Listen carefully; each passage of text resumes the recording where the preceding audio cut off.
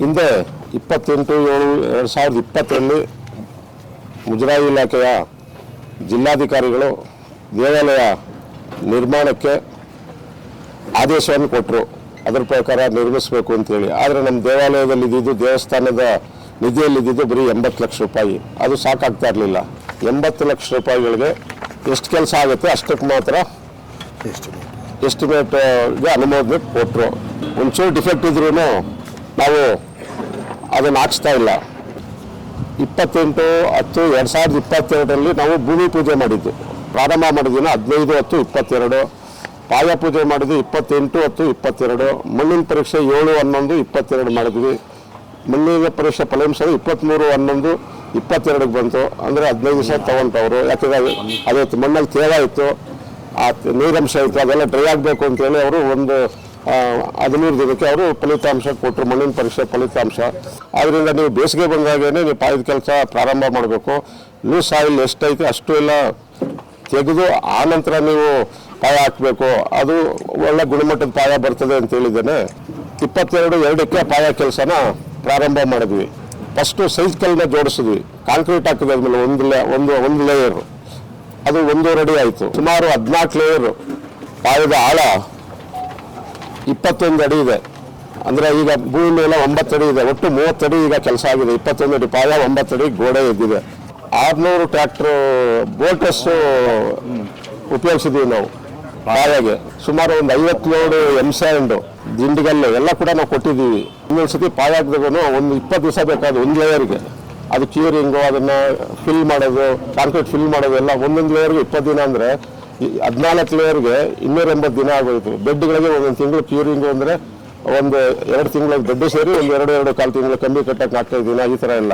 ಯಾಕೆಂದರೆ tea, coffee, ಹಣ್ಣು, ತಿಂಡಿ ಏನೇ ತಂದುಕೊಟ್ರು ಕೂಡ ನಮ್ಮ ಸ್ವಂತ ಹಣದಿಂದ ತಂದುಕೊಟ್ಟಿದ್ದು ಅಷ್ಟು ಪ್ರಾಮಾಣಿಕವಾಗಿ ನಾವು ಪ್ರಯತ್ನ ಮಾಡಿದ್ದೀವಿ. ಪುರಾತನವಾದ ದೇವಸ್ಥಾನ, ಸುಮಾರು 300-400 ವರ್ಷಗಳ ಇತಿಹಾಸ ಇದ್ದರೂ ಕೂಡ 600 ಎಕರೆಯಿಂದ 800 ಎಕರೆ ತನಕ ಜಮೀನಿತ್ತು. ಭೂ ಸುಧಾರಣೆ ಕಾಯ್ದೆ ಬಂದಾಗ ಎಲ್ಲ ರೈತರಿಗೆ ಹೋಯಿತು. ಯಾಕೆಂದರೆ ಪಾಲಿಕೆನೇ ಜಾಸ್ತಿ ಹಾಕೊಂಡ್ಬಿಡ್ತು.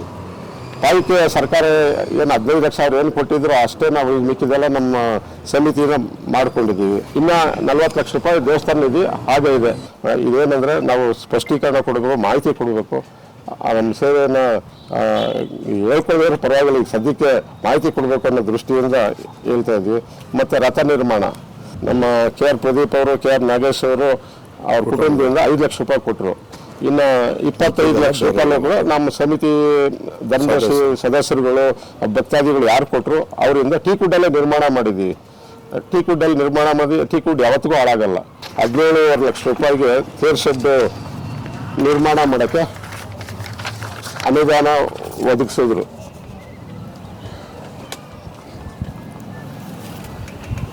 ನಾಲ್ಕು ಅಡಿ ಅವರು ಪಾಯ ಹಾಕಬೇಕು ಅಂತೇಳಿ ಎಸ್ಟಿಮೇಟಲ್ಲಿ ಇತ್ತು. ಎಸ್ಟಿಮೇಟಲ್ಲಿ ಅಲ್ಲಿ ನಾವು 10 ಅಡಿ ಪಾಯ ಹಾಕ್ತಿದ್ವಿ. ಯಾಕಂದರೆ ಎಲ್ಲ ಲೂಸ್ ಸಾಯಿಲ್ ಎತ್ತಿ 10x10 ಬೆಡ್ ಹಾಕಿದ್ವಿ ನಾವು. ಅದಕ್ಕೂ ಕೂಡ ಕಾಂಕ್ರೀಟ್ ಬೆಡ್. ಅವರು ಬಾಳಿಕೆ ಬರಲಿನ ದೃಷ್ಟಿಯಿಂದ ಒಂದು 15 ಲಕ್ಷ ರೂಪಾಯಿ ನನ್ನ ಸ್ವಂತ ಹಣದಿಂದ ಮುಗಿಸಿದೆ. ಯಾಕಂದರೆ ಅರ್ಧಂಬರ್ಧ ನಿಲ್ಲಿಸಬಾರ್ದು, ಒಳ್ಳೆ ಗುಣಮಟ್ಟ. ನಾನು ಅದನ್ನು ಗ್ಯಾರಂಟಿ ಕೊಡ್ತೀನಿ, 200 ವರ್ಷ ಗ್ಯಾರಂಟಿ ಕೊಡ್ತೀನಿ. 200 ವರ್ಷ ಏನೂ ಆಗಲ್ಲ. ಅರ್ಕೇಶ್ವರ ಸ್ವಾಮಿ ಸೇವಾ ಸಂಘದಲ್ಲಿ ಒಂದು ಅಕೌಂಟ್ ಇತ್ತು, SB ಅಕೌಂಟು. ಸಾಕಷ್ಟು ಅದರಲ್ಲಿರೋ ಒಂದು ಫೋನ್ಪೇ ನಂಬರ್ನ ನಾವು ಸರ್ಕ್ಯುಲೇಟ್ ಮಾಡಿಬಿಟ್ಟಿದ್ವಿ.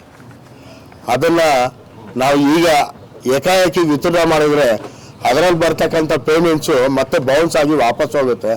ನಮ್ಮ ಸಮಿತಿಗೆ ಬರಲ್ಲ ಅನ್ನೋ ಒಂದೇ ಉದ್ದೇಶದಿಂದ ಆ ಅಕೌಂಟ್ನ ಹಾಗೆ ಮೇಂಟೈನ್ ಮಾಡ್ತಾ ಇದ್ದೀವಿ.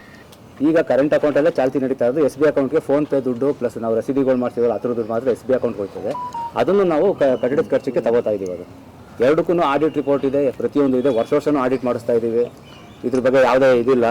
ಆಮೇಲೆ ಇದು ಏನು ATG 12A ಇದು ಮಾಡ್ಸೋಕ್ಕೆ ಎಷ್ಟೋ ದುಡ್ಡು ಖರ್ಚಾಗ್ತದೆ. ಇದನ್ನು ಆಡಿಟ್ರು ಫ್ರೀಯಾಗಿ ನಮಗೆ ಮಾಡಿಸ್ಕೊಟ್ರು. ಯಾರೇ ದೇಣಿಗೆ ಕೊಟ್ಟರು ಇಬ್ಬರ ಹತ್ರನೇ ನಾವು ಬಿಲ್ ಬುಕ್ ಕೊಟ್ಟಿರೋದು. ಯಾರೇ ದುಡ್ಡು ಕೊಟ್ಟರು ಕಾರ್ಯದರ್ಶಿಗಳಾದ ST ನಂದೀಶ್ ಅವರು, ಖಜಾಂಚಿಗಳಾದ KR ನಾಗೇಶ್ ಅವ್ರ ಹತ್ರ ಇಬ್ಬರಿಗೆ ಕೊಡ್ಬೇಕು ದುಡ್ಡು. ಅವರೇ ಅಕೌಂಟ್ಗೆ ಹಾಕ್ಬೇಕು. ಮಿಕ್ಕ ಯಾವ ಸದಸ್ಯರ ಹತ್ರ ನನ್ನ ಹತ್ರ ಕೂಡ ಬಿಲ್ ಬುಕ್ ಇಲ್ಲ. ಇದು ಅವರು ಕೂಡ ಬಜೆಟಲ್ಲಿ ಮೀಸಲಿಡಿ ಅಂತೇಳಿ ಮುಖ್ಯಮಂತ್ರಿಗಳನ್ನ ಕೇಳ್ಕೊಂಡಿರೋ ಅಂತ ನಿಮಗೆ ಇದಕ್ಕೆ ಹೇಳ್ತಾರೆ. ಯಾಕೆ 15 ಕೋಟಿ ಪ್ರಾಜೆಕ್ಟ್ ಮಾಡಿಸಿದ್ರಿ ಅನ್ನೋದಕ್ಕೆ ಹೇಳ್ತಾ ಇದ್ದೀವಿ ನಾವು. ಈ ಕೂಡ ಇದನ್ನು ಇನ್ನೂ ನಾವು ಈಗಿನ ಉಪಮುಖ್ಯಮಂತ್ರಿ ಗಮನಕ್ಕೆ ತಂದಿದ್ದೀವಿ. ಈ ಥರ ಪ್ರಸ್ತಾವನೆ ಇದೆ ಮುಜರಾಯಿ ಇಲಾಖೆಯಲ್ಲಿ ಅಂತ ಹೇಳಿದ್ದೇನೆ. ಪೊಲೀಸ್ನವ್ರು ಪರ್ಮಿಷನ್ ತೊಗೊಂಡು ನಮ್ಮ ದೇವಸ್ಥಾನಕ್ಕೆ ತೊಂದರೆ ಮಾಡಬಾರ್ದು, ದೇವ್ರಿಗೆ ತೊಂದರೆ ಮಾಡಬಾರ್ದು ಅಂತೇಳಿ ಆ ದಿನದೊಳಗೆ ನಾವು ದೇವಸ್ಥಾನ ಮುಚ್ಚಿಲ್ಲ. ಇವತ್ತೂ ಮುಚ್ಚಿಲ್ಲ ಸರ್. ನಾವು ನಿತ್ಯ ಪೂಜೆ ನಡೀತದೆ ಸರ್. ಇಲ್ಲಿ ಪೂರ್ತಿ ಜನ ಇದ್ದಾರೆ. ನಾವೆಲ್ಲ ಹೇಳೋದು ಅಕ್ಕಪಕ್ಕ ಇರುವಂಥ ಜನಗಳನ್ನೇ ವಿಚಾರಿಸಿ ನೀವು ಗೊತ್ತಾಗ್ತದೆ. ನಾವು ನಿತ್ಯ ಬೆಳಿಗ್ಗೆ ಎಷ್ಟೊತ್ತು ಬರ್ತೀವಿ, ಎಷ್ಟೊತ್ತು ಹೋಗ್ತೀವಿ, ರಾತ್ರಿ 8 ಗಂಟೆ ಆಗಲಿ 10 ಗಂಟೆ ಆಗಲಿ ನಾವು ದೇವಸ್ಥಾನದಲ್ಲೇ ಇರ್ತೀವಿ. ನಾವು ಬಾಕ್ಲು ಹಾಕೊಂಡು ಹೋದಾಗೆ ನಾವು ಈಚೆ ಹೋಗೋದು. ನಾವು ಇಲ್ಲಿ ಪುರೋಹಿತರುಗಳು ಇದ್ದಾರೆ, ನಿತ್ಯ ಪೂಜೆ ಮಾಡುವಂಥ ಅರ್ಚಕರು ಜೊತೆಲೇ ಮಾಡ್ಕೊಂಡಿದ್ದೀವಿ ನೋಡಿ. ನಾವು ಕೂಡ ಇನ್ನೊಂದು 8 ತಿಂಗಳಲ್ಲಿ ಮುಗಿಸ್ತೀವಿ ಅಂತೇಳಿ ಸುಂದರವಾಗಿ ಬರಲಿ, ತಮ್ಮೆಲ್ಲರೂ ಸಹಕಾರ ಕೊಡ್ತೀವಿ, ಭಕ್ತಾದಿಗಳ ಸಹಕಾರ ಕೊಡ್ತೀವಿ.